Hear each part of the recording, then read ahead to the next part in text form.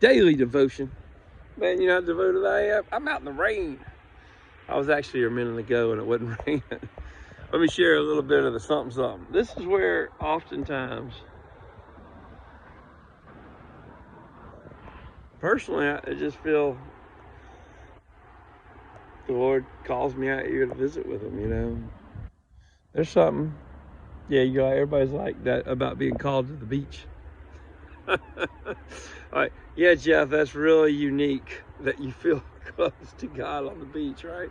Yeah, now if he called you to a porta potty or something, you know, that would be unique. Tell us about that. But telling us about the beach, yeah, shocker.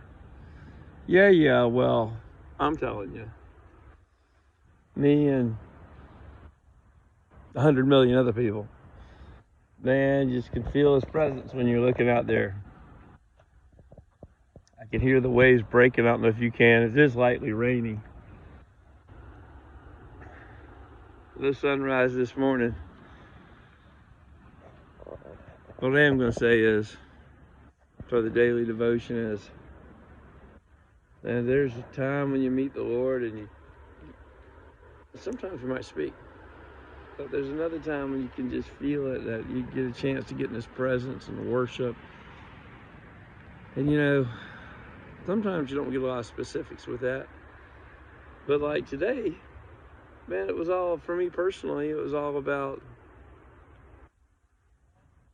sort of him setting people free and compassion on people. And people that might be hard to reach, but also just the people that he puts in your life, or he sends you to. Have you thought about that? That you're an apostle, that you're being sent? I would think that way. And I think that way. And I would think it's worth, if you're a Christian, you're going to be sent. So that's a big yes. So if I think about Paul, who's clearly sent, you need to also think about, you know, I think about, like I was reading in 1st and 2nd Corinthians this morning. And you find that he's got guys he's sent with. But it's not a whole bunch. Paul, you know, was with Timothy, and, you know, we hear about Titus, and, you know, clearly he's bumping into Luke and some of the other guys, Silas.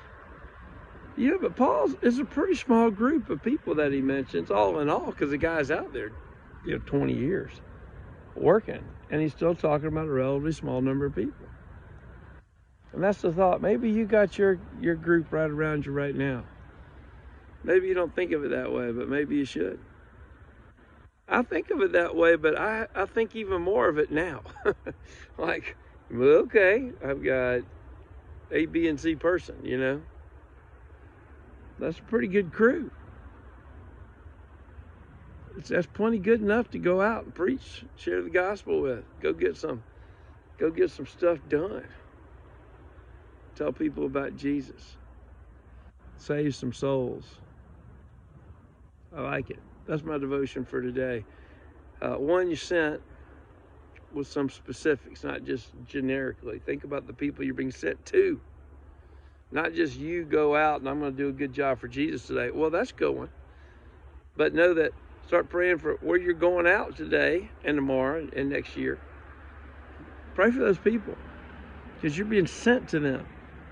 And then assess your posse, your little cadre of cohorts, preachers are going with you. Make sure you ordain them, that you bless them, that you identify them as ministers of the gospel.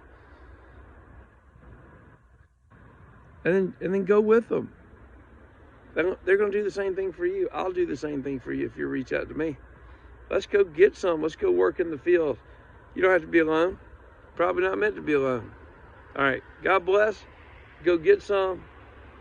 Realize your group is intentional. The people you're being sent to, go ahead and start praying for that harvest. All right. God bless. Have a good one.